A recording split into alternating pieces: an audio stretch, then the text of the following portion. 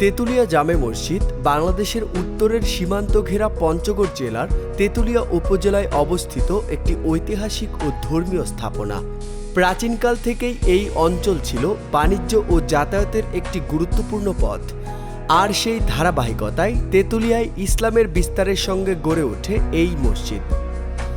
স্থানীয় ইতিহাস ও জনশ্রুতি অনুযায়ী তেঁতুলিয়া জামে মসজিদ প্রতিষ্ঠিত হয় ব্রিটিশ শাসনামলের শুরুর দিকে, আনুমানিক ১৯ শতকের প্রথম ভাগে। সে সময় এই এলাকার মুসলমান সমাজের ধর্মীয় চাহিদা পূরণ এবং জুমার নামাজ আদায়ের জন্য একটি বড় মসজিদের প্রয়োজন দেখা দেয়। তখনকার ধর্মপ্রাণ মানুষ ও স্থানীয় প্রভাবশালী ব্যক্তিদের উদ্যোগেই নির্মিত হয় তেঁতুলিয়া জামে মসজিদ। প্রথম দিকে মসজিদটি ছিল তুলনামূলক ছোট ও সাধারণ কাঠামোর। কাঁচা ইট ও চুন সুরকির কাজে নির্মিত এই মসজিদেই এলাকার মানুষ একত্র হয়ে নামাজ আদায় করত। সময়ের সঙ্গে সঙ্গে মুসল্লির সংখ্যা বাড়তে থাকলে মসজিদটির পরিসরও বাড়ানো হয়।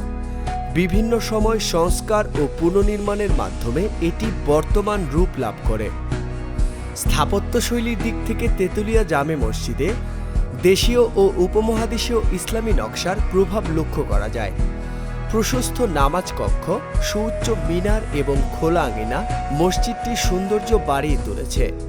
এখানে শুধু নামাজই নয়, দীর্ঘদিন ধরে কোরআন শিক্ষা, ধর্মীয় আলোচনা ও সামাজিক কার্যক্রম পরিচালিত হয়ে আসছে। এই মসজিদ তেঁতুলিয়ার মুসলমান সমাজের জন্য শুধু একটি ইবাদতের স্থান নয়, বরং একটি ঐতিহ্যের প্রতীক।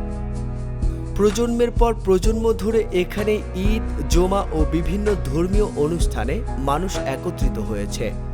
অনেকের স্মৃতির সঙ্গে জড়িয়ে আছে এই মসজিদের আঙিনা ও মিনার।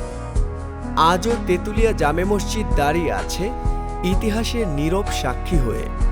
সময় বদলেছে, চারপাশের পরিবেশ বদলেছে, কিন্তু ইবাদত আর বিশ্বাসের ধারাবাহিকতা অটুট রয়েছে। মসজিদটি বর্তমানে প্রত্নতত্ত্ব অধিদপ্তরের একটি সুরক্ষিত স্থাপত্য।